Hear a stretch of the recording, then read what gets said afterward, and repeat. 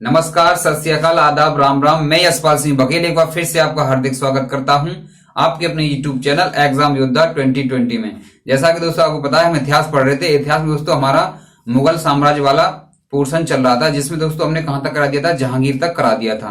ठीक है, अगर आप हमारे चैनल पर नए आए हैं तो आप हमारे चैनल को सब्सक्राइब करें और इसी वीडियो को एंड तक देखें। और इससे पहले का अगर वीडियो आपको देखना है, जितने भी वीडियो हैं वो अगर आपको देखने हैं तो लिंक मैंने डिस्क्रिप्शन में दे दिया है, वहां जाकर के आप देख सकते हैं। तो चलिए दोस्तों चलते हैं।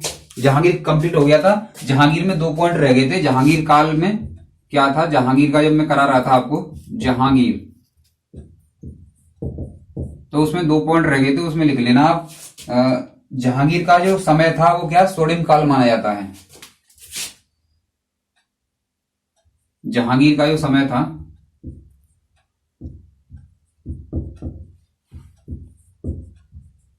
जहांगीर काल चित्रकला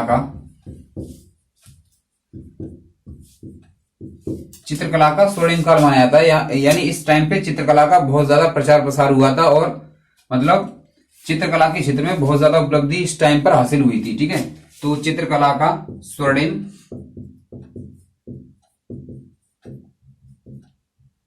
काल माना जाता है। ये एग्जाम में पूछा जाता है कि चित्रकला का स्वर्णिम काल किसे कहा जाता है, तो आप जहांगीर को बताएंगे, है ना। जहांगीर के समय, जो जहांगीर का समय था उसको स्वर्णिम काल माना जाता है। किसका? चित्रकला का। ठीक है, इसमें एक पॉइंट और रह गया था। न्याय की सोने की जंजीर, ये पूछी जाती है कि न्याय की सोने की जंजीर किसके शासन काल में थी या किसके दरबार में थी, तो आप क्या बताएंगे? जहांगीर के। ठीक है, तो न्याय की सोने की जंजीर, न्याय की सोने की जंजीर। ठीक, इतना रह गया था हमारा जहांगीर में। तो ये यहां पर जहांगीर कंप्लीट होता है। इसके बाद इसका पुत्र यानी इसका बेटा कौन, शाहजहां, वो गद्दी पर बैठता है। उसके बारे में आज हम आपसे चर्चा करेंगे। तो लिख लें इसे। मैं फिर से साफ कर दे रहा हूं। चलिए मैं इसे साफ कर देता हूं।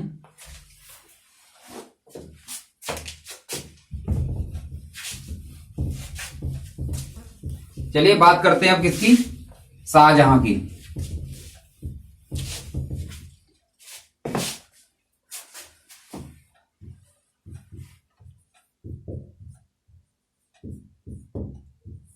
शाहजहां की बात करें, 1627 में ये गद्दी पर बैठा था।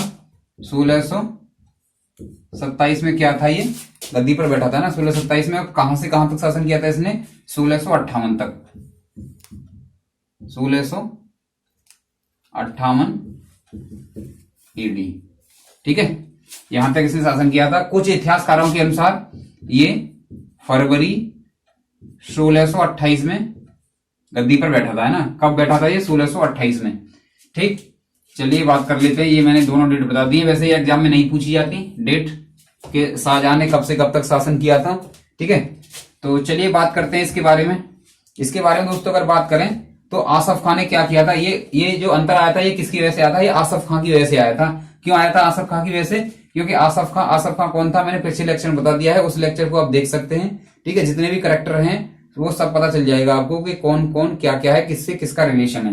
ठीक है, तो अगर बात करें किसकी, आसफ खान की बात करें तो इसने खुसरो का एक पुत्र था जिसका नाम था दावर बख्श। खुसरो का एक पुत्र था जिसका नाम था दावर बख्श। उसको क्या है, शासक घोषित कर दिया था। कब किया था ये? 1627 में कर दिया था। इस वजह से ये माना जाता है कि फरवरी 1628 में शाहजहां गद्दी पर बैठा। ठीक है, तो आप यहां पे लिख लेंगे आसफ खान ने खुसरो के पुत्र, किसके पुत्र? खुसरो। खुसरो के पुत्र जिसका नाम क्या था? दावर बख्श।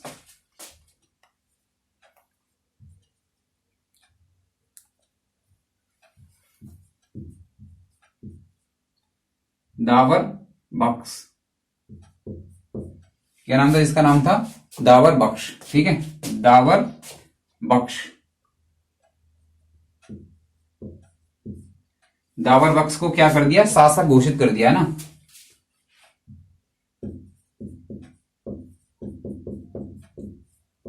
शासक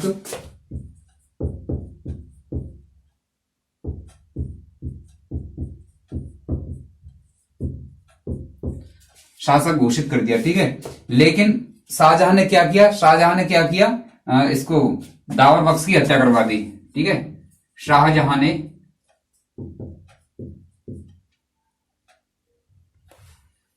क्या करता है, शाहजहां इसकी हत्या करवाता है ना, शाहजहां ने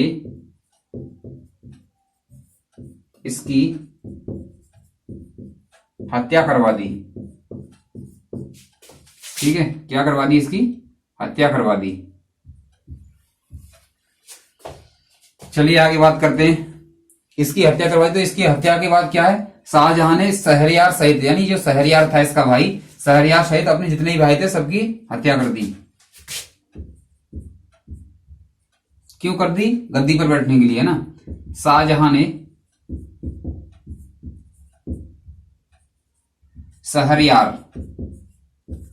शहरयार सहित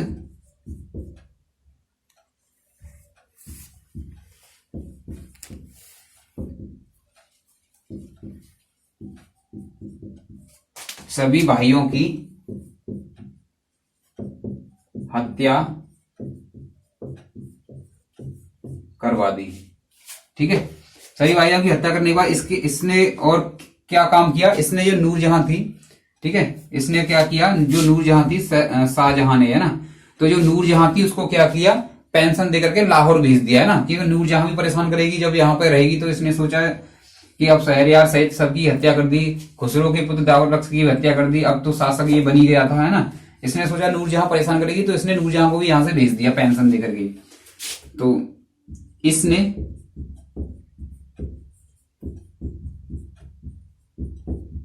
नूरजहां को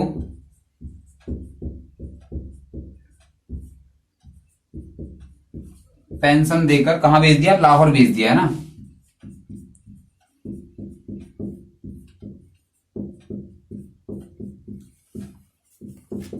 कहां पर भेज दिया, लाहौर भेज दिया, ठीक है।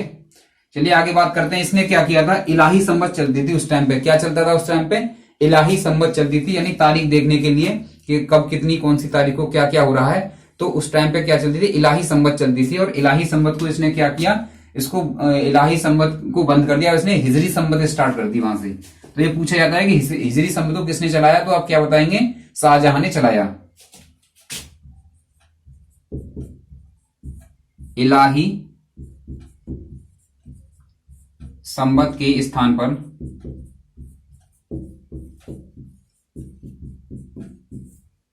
हिजरी संवत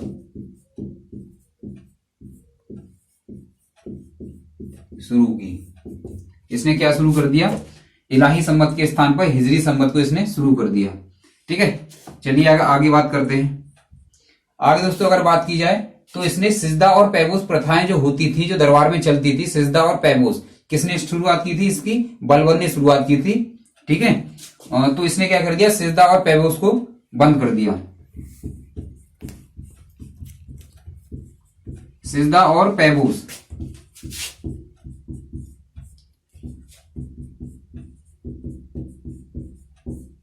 सिजदा और पैबोस के बारे में मैंने बलबन वाले उसमें लेक्चर में बताया था। आप डालेंगे बलबन बाई यशपाल सर, तो वो लेक्चर आ जाएगा, या आप लिंक में डिस्क्रिप्शन में दे दिया, वहां जाकर दे सकते हैं। बलबन वाले लेक्चर में मैंने इसको एक्सप्लेन किया था, है ना, सिजदा और पैबोस को। सिजदा और पैबोस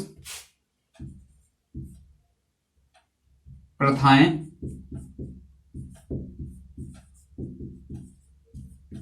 बंद कर दी। इन्होंने क्या किया, सिजदा और पैबोस जो प्रथाएं थी वो बंद कर दिया, दरबार में जो चलती थी, ठीक है। आगे बात करते हैं, आगे बात करेंगे इसके दरबार में जो विदेशी यात्री आए थे ना, उनके बारे में थोड़ा चर्चा कर लेते हैं, कौन कौन से विदेशी यात्री आए थे, ठीक है। तो आई होप आपने लिख लिया होगा, नहीं लिखा है तो आप स्क्रीनशॉट ले सकते हैं, मैं इसको साफ कर दे रहा हूं, ठीक है। चलिए ओके।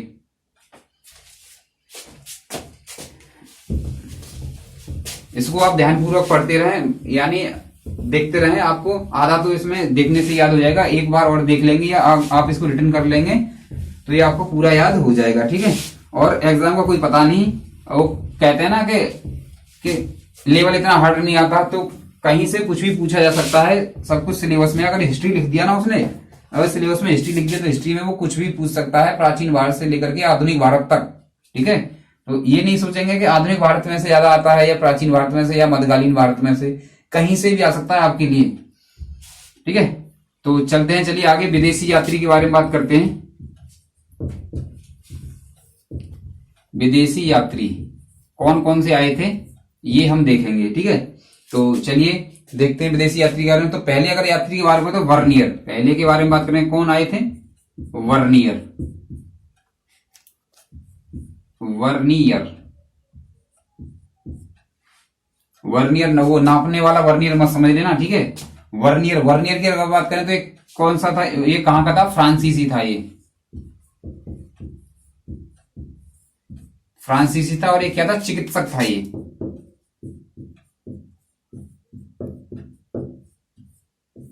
ठीक, चलिए आगे बात कर लेते हैं। आगे दोस्तों अगर बात की जाए तो अगला था ट्रेवर्नियर। ट्रेवर्नियर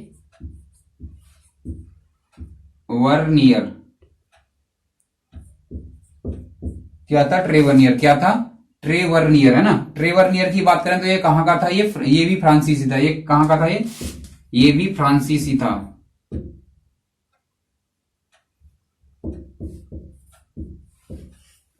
फ्रांसीसी, ठीक है। अगर इसकी बात करें तो ये कहता है ये जौहरी था।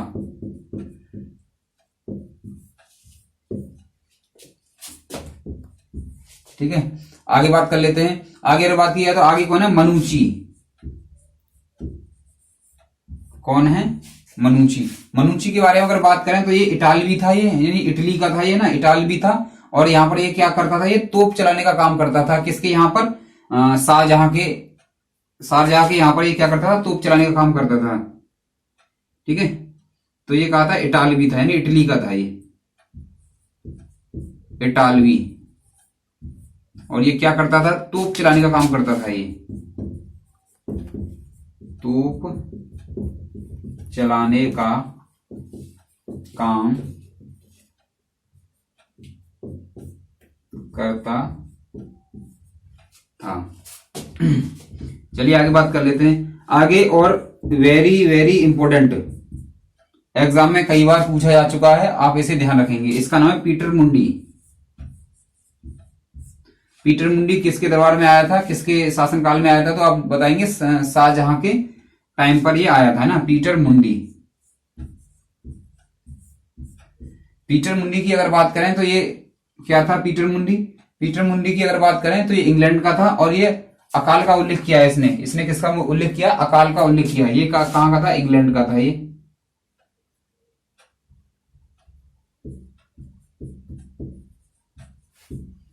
इंग्लैंड का है ना।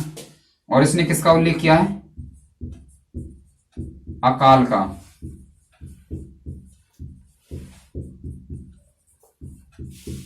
ये पूछा जाता है कि निम्न में से किस विदेशी यात्री ने अकाल का उल्लेख किया है? तो आप क्या बताएंगे?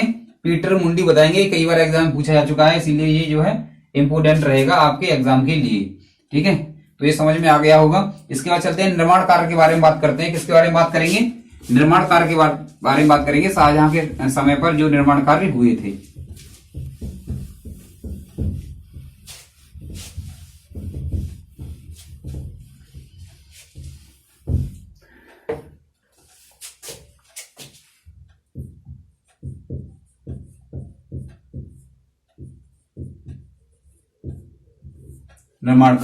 निर्माण कार्य की बात करें तो सबसे ज्यादा मोस्ट इंपोर्टेंट इसमें आपको एक सेंटेंस ध्यान रखेंगे, क्या कि ये स्थापत्य कला का क्या था? स्वर्णिम युग था, ये स्वर्ण युग था। चित्रकला की बात करें तो कौन सा था? इससे पहले का जहांगीर, यानी इसका पप्पा, इसका अब्बा है ना, इसका जो अब्बा का टाइम था यानी जहांगीर का समय था, वो कौन सा समय था? चित्रकला का स्वर्णिम युग था। और ये स्थापत्य कला का है ना, किसका? स्थापत्य कला का, स्थापत्य कला का स्वर्ण युग। ठीक, चलिए इसमें बात कर लेते हैं। सबसे पहले अगर बात करी जाए तो क्या था? ताजमहल के बारे में बात करते हैं ना।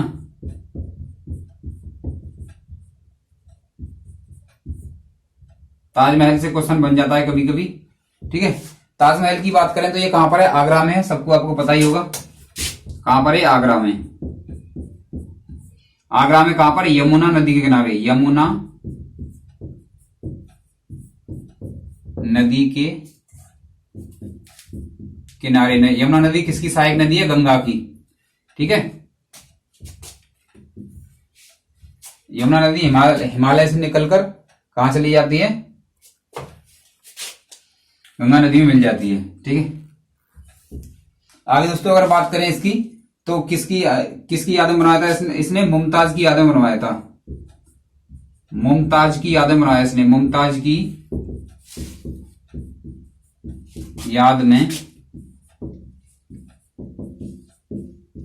बनवाया। आगे बात करें तो यह क्या है? एक मकबरा है ना, ये मस्जिद वगैरह नहीं है या कुछ कोई घर महल नहीं है, ये क्या है? ये एक मकबरा है, यह एक मकबरा है। ठीक है, चलिए आगे बात करते हैं। आगे बात करें तो इसके किसके सहयोग से बना था ये? अगर इसकी वास्तुकार की बात करें तो इसका वास्तुकार कौन था? वास्तुकार की अगर हम बात करें तो ये वास्तुकार उस्ताद अहमद लाहौरी। कौन है? उस्ताद अहमद लाहौरी। उस्ताद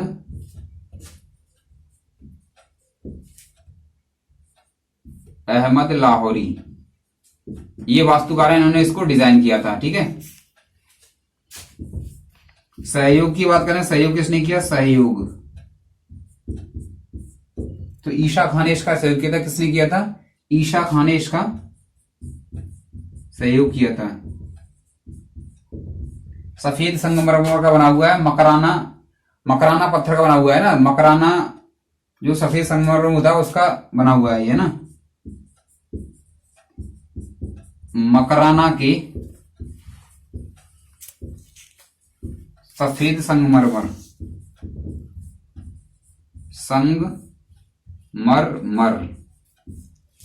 ठीक है, सफेद संगमरमर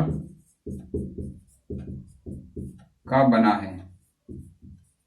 अच्छा प्लेस है, घूम के आइएगा, आपको काफी अच्छा लगेगा, है ना। ठीक है, चारबाग शैली में बना हुआ है ये, पियोत्रा देवरा शैली में, है ना, चारबाग शैली बना हुआ है। कौन सी चारबाग शैली? मैं यहां लिख दे रहा हूं, कहां लिखूं? साफ कर दे रहा हूं उसको, है ना, लिख लिया होगा।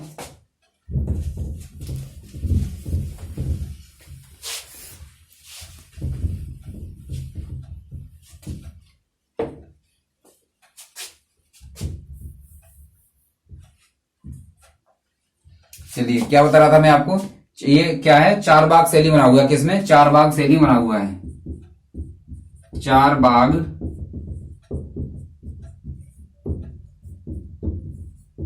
शैली में बना है ये। चारबाग शैली में कौन सी शैली? पियोत्रा शैली। कौन सी? पियोत्रा देवरा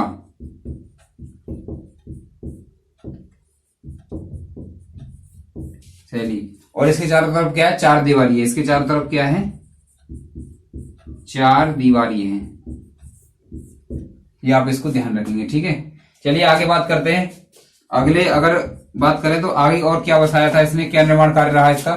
शाहजहानाबाद बसाया इसने, शाहजहानाबाद बसाया। क्या बसाया? शाहजहानाबाद, शाहजहानाबाद। और इसकी बात करें तो कहां बसाया थे? पुरानी दिल्ली में। शाहजहानाबाद कहां पर है? पुरानी दिल्ली। जितने भी पुराने जो बने हुए हैं वो सब कहां पर है? पुरानी दिल्ली में बने हुए हैं ना। शाहजहानाबाद कहां बसाया है? शाहजहानाबाद बसाया कहां पर बसाया? ये पुरानी दिल्ली में है। और इसमें क्या है? लाल किले का निर्माण हुआ है यहां पर। किसका? लाल किले का।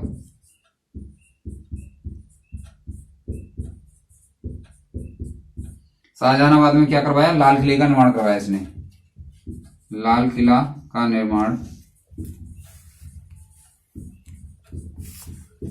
डालना चाहे डालने, एक और बार ब्रैकेट कहां पर है? दिल्ली। सबको पता होगा लाल किले पे, है ना, झंडा फहराया जाता है। प्रधानमंत्री वहां पर जाकर के भाषण देते हैं कि देशवासियों को कि ये करना चाहिए, ये करना चाहिए। ठीक है, चलिए आगे बात करते हैं। इसमें लाल किले में और क्या है? दीवान आम और दीवाने खास ये बनवाए हैं इसी में, है ना। दीवाने आम और दीवाने खास महल इसमें हैं। ठीक है, और शाहबुर्ज भी बनाया, खास महल। खास महल की बात कर लेते हैं, इसकी खास महल की।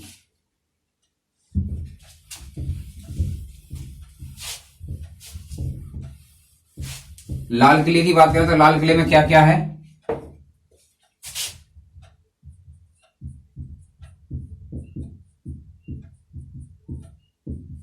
लाल किले की बात करें तो इसमें क्या है?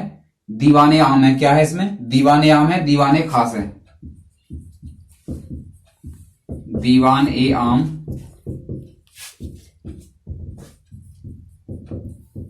दीवाने खास, ठीक है, दीवाने। इसका निर्माण भी किसने कराया? शाहजहां ने ही करवाया, ठीक है, दिल्ली में। आगे बात करते हैं, चलिए। और इसने क्या करवाया था? इसने आगरा में एक मस्जिद बनवाई थी, इसका नाम है मोती मस्जिद।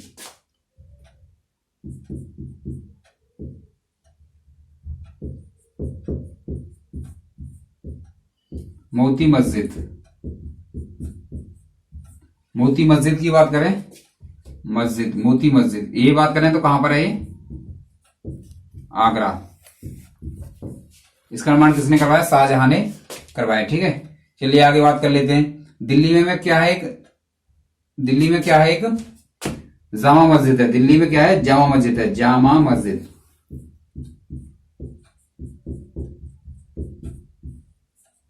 जामा मस्जिद का निर्माण किसने करवाया? शाहजहां ने करवाया। जामा मस्जिद की अगर बात करें तो भारत की ये सबसे बड़ी मस्जिद है ना। जामा मस्जिद कहां पर है? दिल्ली। वैसे तो और भी कई जगह पर है मस्जिद है ना, जामा मस्जिद के नाम से बदायूं में है, आगरा में है, ठीक है। जो आगरा वाली जामा मस्जिद है उसका निर्माण किसने कराया था? शाहजहां की एक पुत्री है जहां आ रहा है, उसको भी मैं अभी यही लिखवा दूंगा, ठीक है। जामा मस्जिद दिल्ली में, और ये भारत की सबसे बड़ी मस्जिद है, भारत की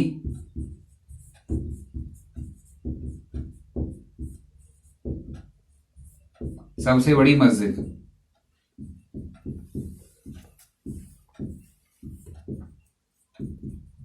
सबसे बड़ी मस्जिद है, उसको भी लिखवा दे रहा हूं मैं। किसको? जामा मस्जिद को। जामा मस्जिद कौन सी वाली? आगरा वाली है ना, आगरा में। इसका अगर निर्माण कार्य की बात करें तो किसने करवाया था इसका निर्माण? इसका निर्माण जहां आरा ने करवाया था, जो शाहजहां की पुत्री थी। इसका निर्माण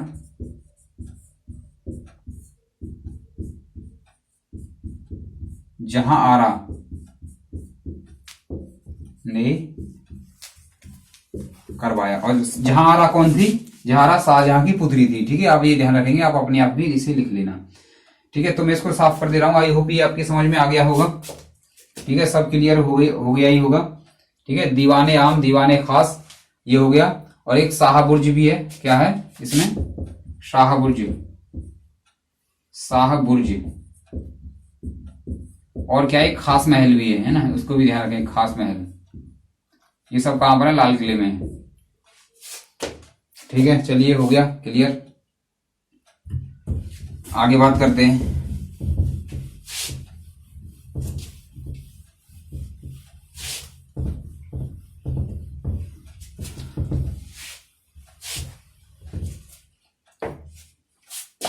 ये हो गया होगा, है ना। और जो चांदनी चौक का प्रारूप है वो भी किसने तैयार किया था? जहां ने। जो चांदनी चौक है, प्रेजेंट टाइम पे चांदनी चौक है, उसका भी जो है डिजाइन किसने तैयार किया था? रूपरेखा किसने तैयार की थी? जहां रानी की थी, ठीक है। और एक आगरा का किला है, उसका निर्माण तो अकबर ने करवाया था, ये मैंने बता ही दिया था, ठीक है। चलिए आगे बात कर लेते हैं, ठीक है। आई होप ये आपको समझ में आ रहा होगा। चलिए चलते हैं इससे आगे। और बताइए कि प्रिपरेशन आपका कैसा चल रहा है? अच्छा चल रहा होगा तो आप कमेंट करके बताएंगे बहुत अच्छा चल रहा है। एग्जाम आपको पता ही आने वाले हैं। 15 दिसंबर से रेलवे मिनिस्ट्रियल का तो तय हो चुका है ना। 15 से 23 दिसंबर के बीच में होगा। उसके बाद एनटीपीसी या ग्रुप डी का एग्जाम तुरंत ही आने वाला है। हालांकि उसकी कोई डेट नहीं आई है अभी, लेकिन जैसा आरआरबी ने बोला था कि 15 दिसंबर से हम स्टार्ट कर देंगे, तो 15 दिसंबर से उन्होंने स्टार्ट कर दिया है। और आरआरबी, एनटीपीसी और ग्रुप डी का भी जो है जल्द ही एग्जाम आने वाला है। तो आप प्रिपरेशन तैयार रखें, जबरदस्त रखें अपनी, ठीक है। चलिए आगे बात करते हैं। और इसने शाहजहां ने और क्या करवाया था? मयूर सिंहासन यानी तख्ते ताउस का निर्माण करवाया इसने। मयूर सिंहासन, जिसको क्या बोलते हैं, तख्ते ताउस बोलते हैं इसको, तख्ते ताउस।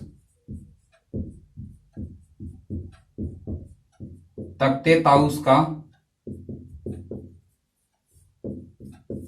निर्माण करवाया।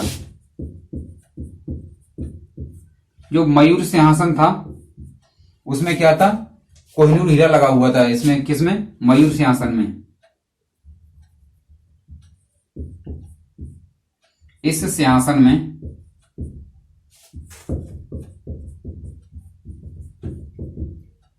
कोहिनूर हीरा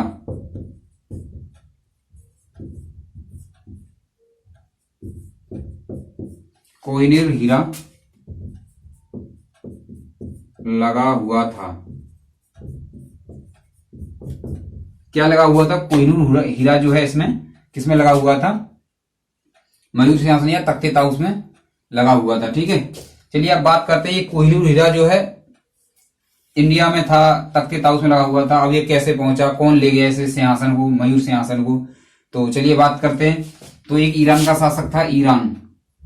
ठीक है, इस पे आएगा नहीं, मैं थोड़ा सही से बना दे रहा हूं, मैं इसको साफ कर दे रहा हूं, ये आपने लिख लिया होगा। ठीक है,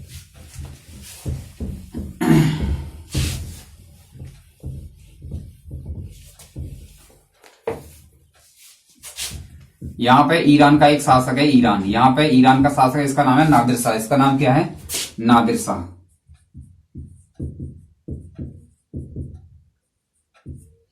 और इधर कौन है, मुगल।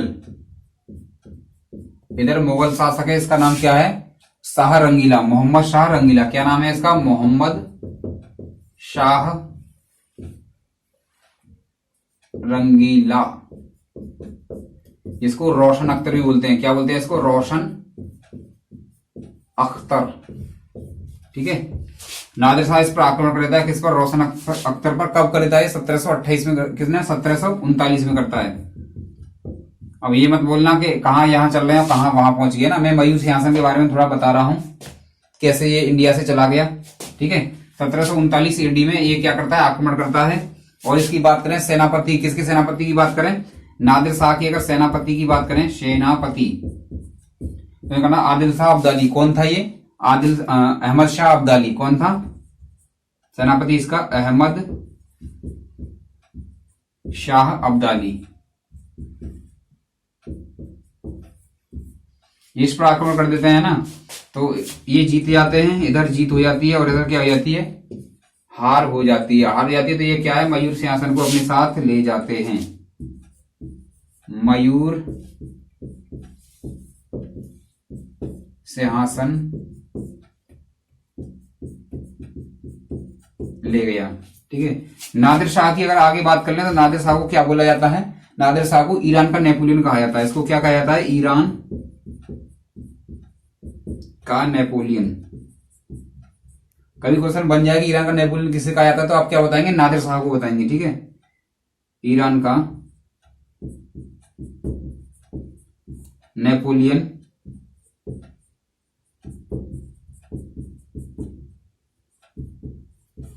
कहा जाता है। ठीक, चलिए आगे बात करते हैं। ये तो हो गया मयूर सिंहासन के बारे में, ये मयूर सिंहासन ले गया उखाड़ के यहां से। ठीक है, आगे बात करते हैं 1658 में क्या होता है। 1658 में क्या होता है, ये शाहजहां पड़ जाता है बीमार।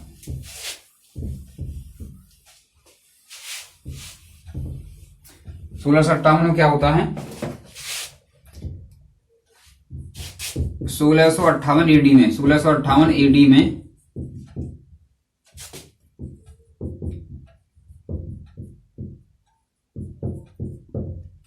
शाहजहां बीमार पड़ गया, बीमार पड़ गया। अब बीमार पड़ गया तो इसके पुत्रों में क्या होगा, गद्दी के लिए झगड़ा होगा, लड़ाई झगड़े चलेंगे अब। ठीक है, इसके 4 पुत्र थे। जब मैं मुगल साम्राज्य आपको करा रहा था उस टाइम पर भी मैंने बताए थे इसके पुत्रों के नाम। ठीक है, पहला कौन था, दारा शिकुह, दारा शिकुह। दूसरे की बात करें सुजा। ठीक है, सुजा की बात अगर बात करें तो मुराद।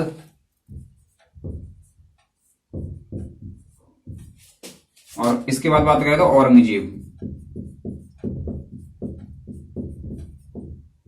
औरंगजेब। ठीक है, अब इनके बीच में आपस में युद्ध होंगे है ना। तो कौन कौन से युद्ध होंगे, सबसे पहले देखेंगे आप बहादुरपुर का युद्ध होगा, है ना, बहादुरपुर का युद्ध, बहादुरपुर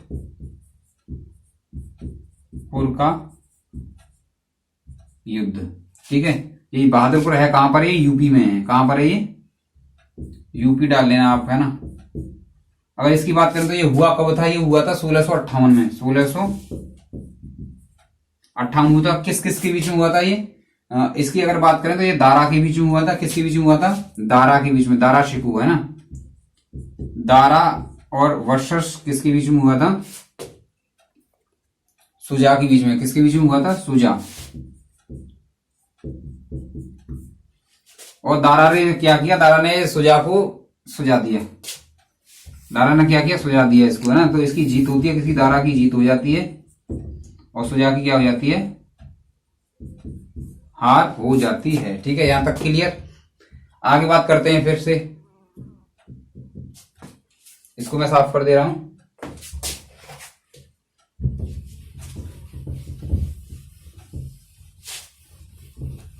बहादुरपुर का युद्ध हो गया, कब हो गया, 1658 में हो गया। क्योंकि 1658 में ये बीमार पड़ गया था, तो गद्दी के लिए लड़ाई हो रही थी, कौन गद्दी पर बैठेगा। ठीक है, जो जीत जाएगा वही गद्दी पर बैठ जाएगा फिर। ठीक है, आगे बात करें, दूसरा युद्ध होता है वो कौन सा होता है, धर्मंत का युद्ध। किसका, धर्मंत का, धर्मंत का युद्ध, है ना।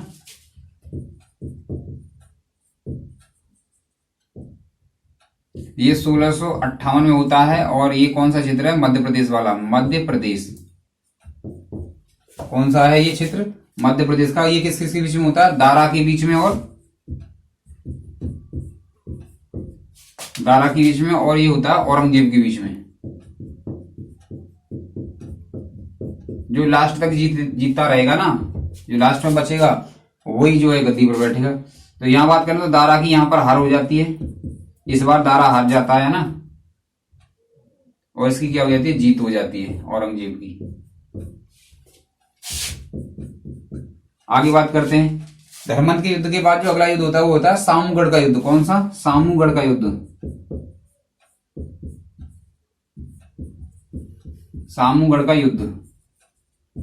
ये भी 1658 में होता है। कब होता है ये भी 1658 होता है। किस किस के बीच में होता है ये होता है दारा के बीच में और औरंगजेब के बीच में। किसके बीच में, दारा के और औरंगजेब के बीच में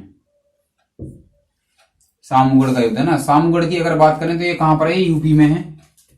कहां पर है, उत्तर प्रदेश। ठीक है, चलिए इसमें बात करें तो इसमें किस किस के बीच होता है, ये इसमें दारा के बीच में, दारा शिकू, है ना, दारा के बीच में, और किसके बीच में होता है ये, औरंगजेब के बीच में।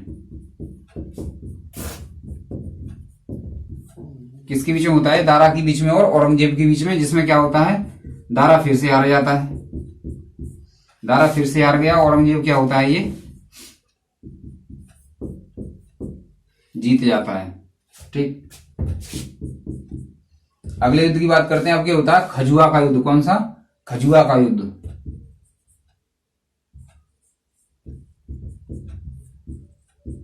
खजुआ का युद्ध ये कब होता है, ये 1658 में होता है। ये कब होता है, ये भी 1658 में होता है। और खजुआ की बात करें तो खजुआ कहां पर है, बिहार में। नाम भी कुछ बिहार जैसा ही दिखाई दे रहा है ना, खजुआ। वहां का एक हीरो भी है, इसका नाम निरहुआ, तो ऐसा कुछ लग रहा है ना, खजुआ, निरहुआ। ठीक है, ये किस किस के बीच में होता है, ये इसकी अगर बात करें तो ये किस किस के बीच में होता है, ये होता है सुजा के बीच में और औरंगजेब के बीच में। किस किस के बीच में युद्ध होता है, ये सुजा और औरंगजेब।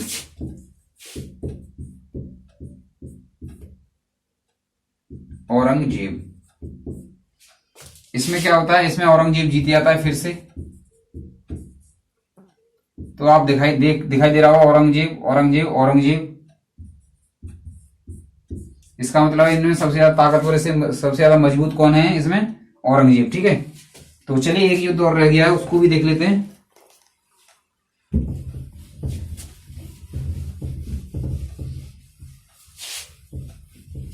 जो जीतता है वही राज करता है, समझे नहीं समझे।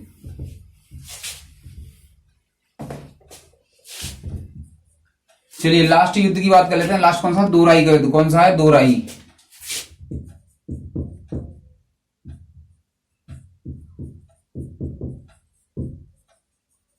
ये कब होता है? ये 1659 में होता है ना दोराई का युद्ध। ये कब होता है? 1659 में होता है दोराई का युद्ध, है ना। दोराई की अगर बात करें तो इसको देवराई का युद्ध भी बोलते हैं। देवराई, देवराई, दोराई का मतलब देवराई, ठीक है।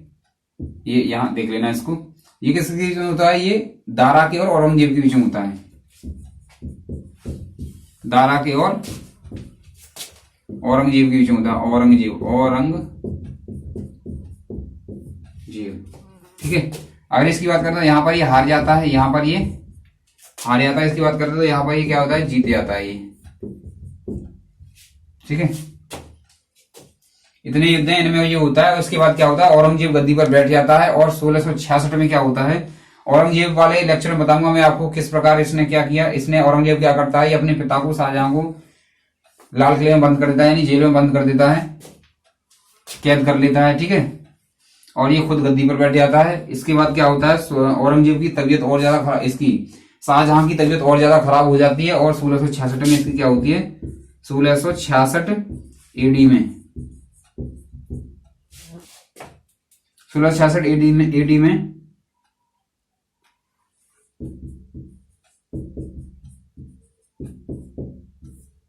शाहजहां की मृत्यु हो जाती है।